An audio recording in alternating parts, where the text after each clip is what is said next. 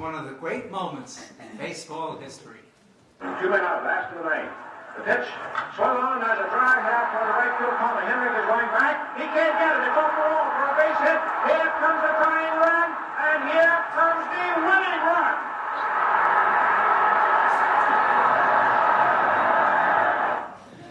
Yankee fans can remember that. Now, why was this play, deciding Game 4 of the 1947 World Series, as described with passion and exactitude by Red Barber, why is it so beautiful? What does it say about our everyday lives? That's what we're about to learn in a dramatic talk by Ernest DeFilippis, The Beauty of Baseball Shows How We Want to Be.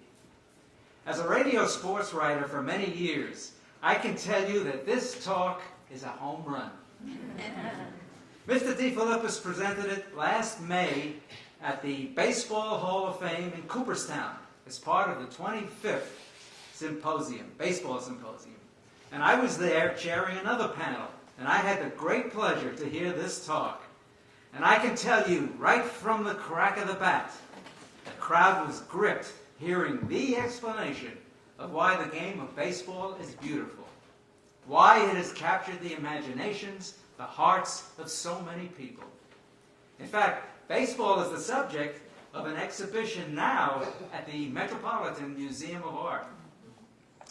Ernest DeFilippis is an aesthetic realism consultant who was a professional player himself in the St. Louis Cardinals organization. He's presented outstanding aesthetic realism seminar papers here, featuring the lives of such baseball greats as Ty Cobb, Lou Gehrig, and Mickey Mantle. So now I'm proud to introduce Ernest DeFilippis, who is joined by Deborah Tara. What is it about the game of baseball that thrills people, has them leap with joy when a ball sails over the left field fence or an outfielder throws a man out at the plate?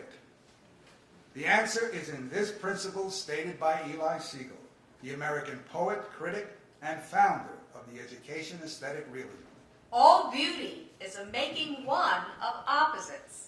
And the making one of opposites is what we are going after in ourselves.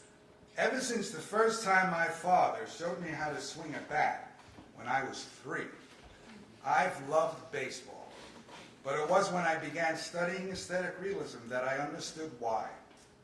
Baseball, I learned, is a beautiful oneness of opposites. For example, self and world, near and far, wildness and order.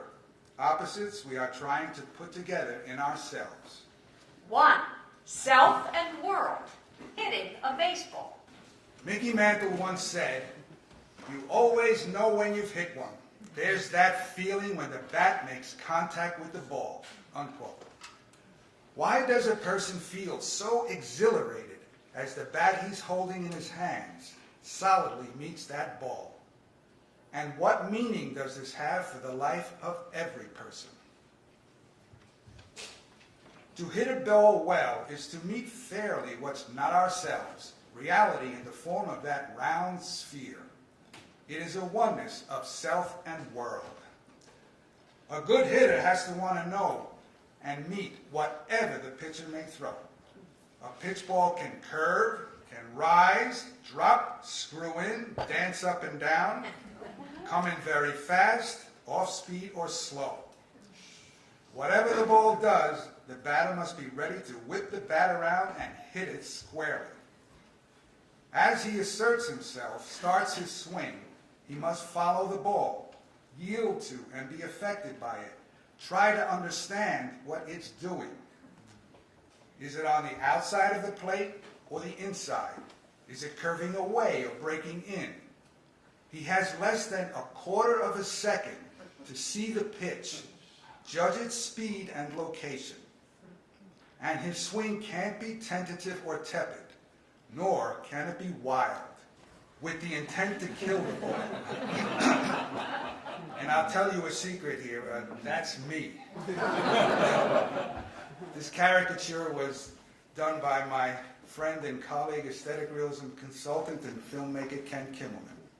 To hit the ball well, there must be a oneness of assertion and yielding, power and grace, abandon and precision, mind and body. For example, in this photo, which captures Mickey Mantle just after he makes contact with the ball, you feel all his thought and energy. His powerful, compact bodily motion is, at that moment, completely engaged, focused on one thing, going out to merge with that ball. And when that happens, it makes that sound millions of people have loved, the crack of the bat. In an aesthetic realism class, Ellen Reese once said of this thrilling moment, Quote, "The crack of the bat is a tremendous thing. It is the utmost in the opposites of sameness and difference.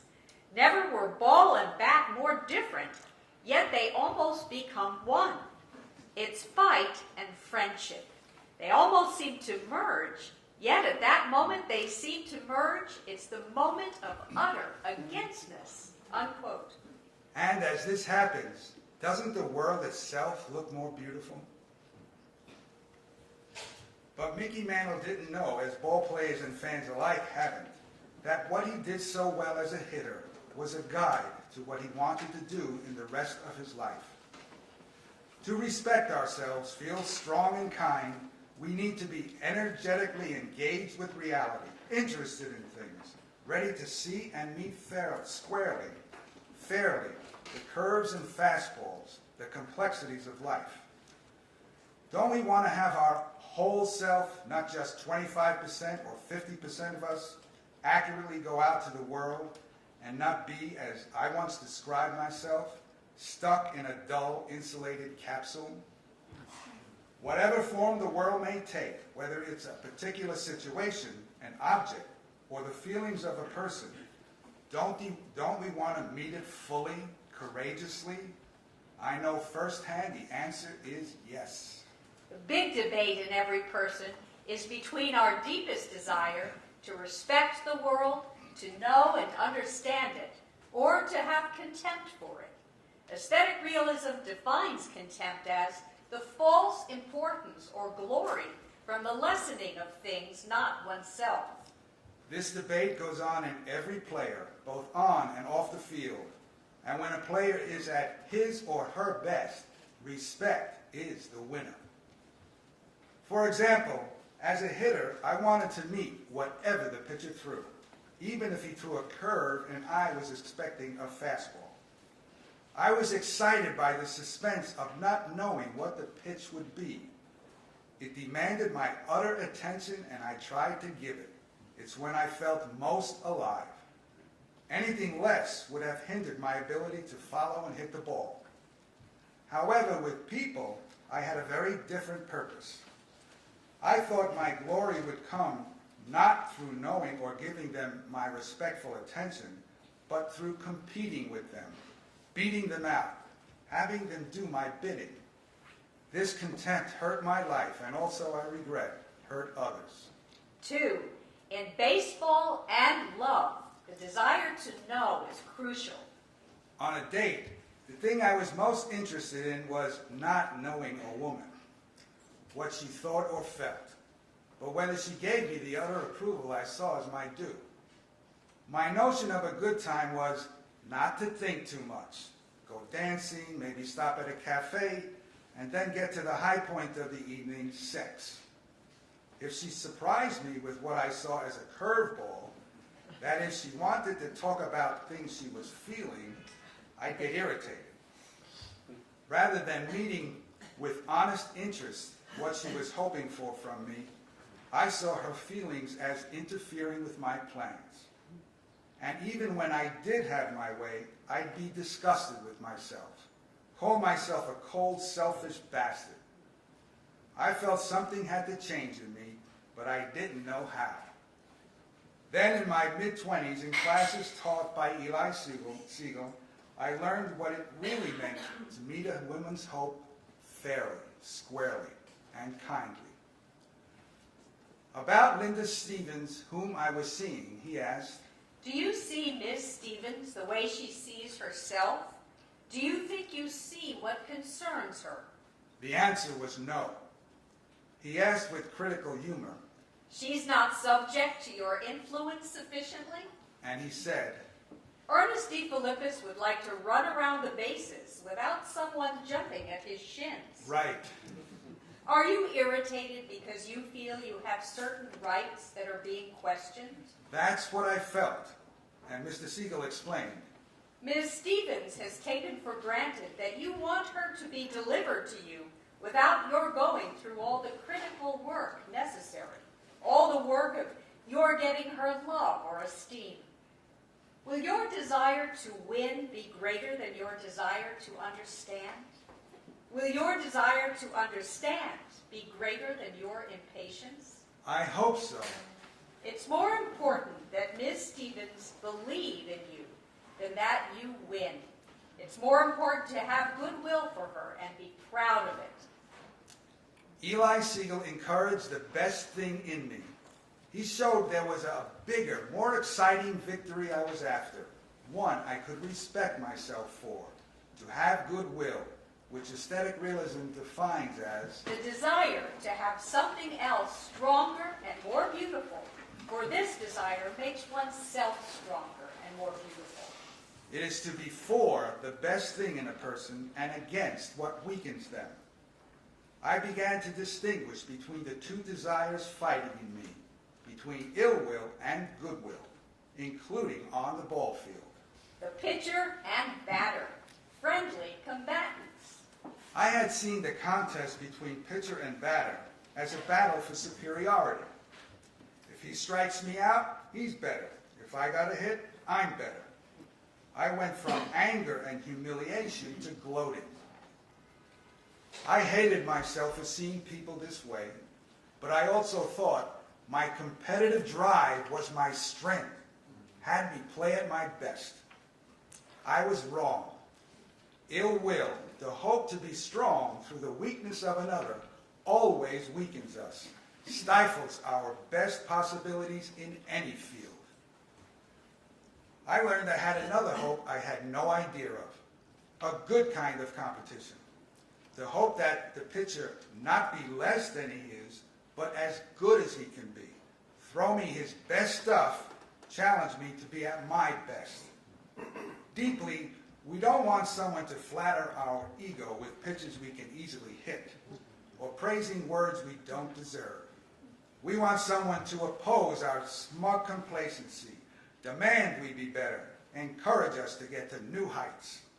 This is what I see as the symbolic good meaning of what happens between pitcher and batter. They are deeply friendly combatants who, through mutual respect, bring out the best in each other. The pitcher can think, okay, let's see what you can do with this one. And the batter, alert and eager, waits, ready to rise to the moment. All eyes are on them. It is an intense, heart-pounding, beautiful drama of for and against. 4. The purpose of baseball is to like the world. Both ball players and fans have not known this. Instead, many have felt what Mickey Mantle expressed when he said, "All I lived for was to play ball. When I played, there was no other world," unquote. I felt this too. There was my life on the diamond, which was exciting, where things seemed to make sense. Then the unending complexities of life off the field. My family, work, the everyday, persistent boredom. And then in an aesthetic realism class that took place some years after I had stopped playing baseball, Eli Siegel explained how I and many ball players, including Mickey Mantle, had used baseball when he said, You wanted the pure life, without some of the vexing questions domestic life brings up. and he further explained, You concentrated on baseball to the exclusion of other things. You want to give baseball a special, sacred niche. Baseball for you was your one means of justifying existence. he was so right, and I'm grateful he took baseball out of that special niche I had put it in, which was really an insult to its true beauty and cultural meaning. I learned that the greatest justification of existence is that it has a structure that's beautiful. It's a oneness of opposites. And baseball is a magnificent manifestation of that fact. If baseball itself were to speak, I believe it would say, use me to see the whole world better, to care more for people, to be kinder, more interested in things, more ethical. 5. Near and far, intimacy and wit. I'll now speak of other opposites that are beautifully won in baseball. 2 of these, which Mr. Siegel once said are central in the game, are near and far. The field is in the shape of a diamond. The beginning point is home plate. From this point, the foul lines go out in a V, and as they get further and further away from each other, there is a feeling of great expansiveness. I remember that as I'd approach home plate, I'd look out over the field and at times be swept by its gorgeousness. The green grass, the reddish-brown earth of the infield, the sweep of the outfield fence in the distance, and the vast sky beyond. There was a sense of something enclosed, intimate, and also distant. The batter steps up to the plate, the pitcher winds up and throws the ball. The batter swings, connects, sends the ball deep into the outfield. There is that moment after contact is made when the ball is beginning its flight. What was near is now speeding somewhere in the distance, 400 feet away. And if that ball happens to sail out of the park for a home run, and thousands of people leap to their feet in joy, what they're cheering is the structure of the world, the opposites of near and far, suddenly and magnificently become one. In life, near and far can fight in our minds. For example, as I was growing up in Brooklyn, I saw the outside world as a harsh and unfriendly place, which I had to hide and protect myself from. I clung to what was near, my home and family, who made a lot of me, and used them to feel other people were distant and cold. Meanwhile, sitting at the dinner table, I didn't see the persons nearest to me as having insides, feelings about many things, not just me. I didn't see them as real, living, breathing persons with emotions and thoughts to be understood. This is very common, but people don't see it, as I didn't, that this is a form of everyday contempt that hurts our lives and is the cause of all cruelty.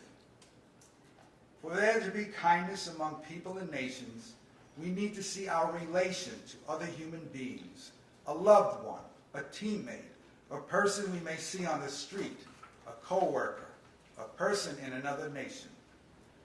We need to put together near and far, and we can learn an outline from the outfielder's catch. This is Roberto Clemente. When the ball is hit, the outfielder breaks instantly, keeping his eye on the ball as he runs to where he thinks it will come down.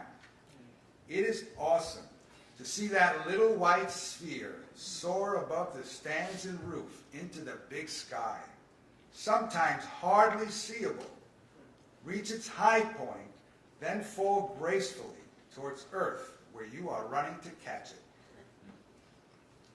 And this is Willie Mays, famous catch in the 1954 World Series.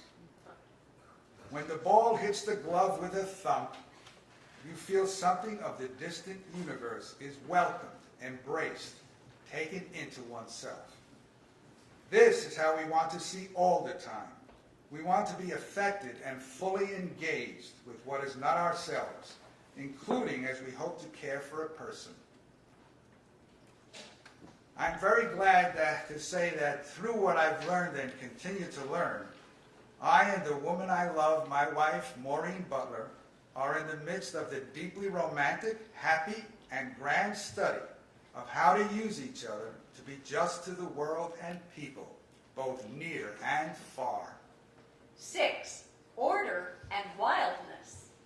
In the journal, The Right of Aesthetic Realism to be Known, Ellen Reese writes about the relation of these opposites in baseball. There is that diamond, so symmetrical and unchanging with its 4 bases. There is not suddenly a 5th base in the 3rd inning, nor do people start running in a triangle in the 4th.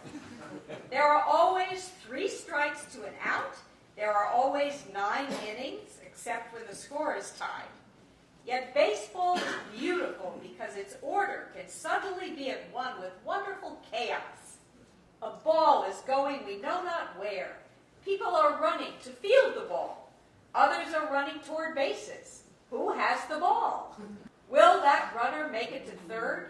And this multitudinous eruption may swiftly be composed in a clear, neat double play. Unquote. I love that description of the double play, swift and neat. The batter rips a ground ball to 3rd. The 3rd baseman backhands it, whirls, and fires it to the 2nd baseman, who in one swift, graceful motion catches the ball, touches the base, leaps high above the sliding runner, and fires it to 1st, just ahead of the runner. Off the field, I shuttled back and forth between wanting to have order in my life and wanting to be wild. People usually feel, as I did, that to really let go and be free is to assert oneself. Do whatever you want, not be pinned down by having to think or be accurate about anything, including what people or objects deserve. But when I was wild, I felt reckless, selfish, not rooted, flighty. Then I decide to curb my wild impulses, get my life in order, give it structure, be strict with myself, only to feel confined and unexpressed. I saw order as a necessary grind, and being wild as irresponsible, a source of shame. I felt these could never be together. Baseball shows they can. Here's another example. A runner is on 2nd, and there's a base hit to the outfield. The outfielder races towards the bounding ball, and without breaking his stride, judges where to position his glove, catches the ball, takes it into him, grips it with his bare hand, and throws it with all his energy and force he can muster with pinpoint accuracy to the catcher, who may be 250 feet away, as the runner slides home. That's wildness and order as one thing, and the crowd loves it. Is he safe or out? I think the umpire has not yet decided.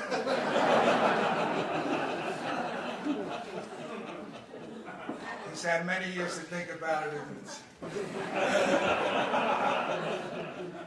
I'm grateful for the opportunity to say some things about the beauty of baseball and what it shows us about how we want to be.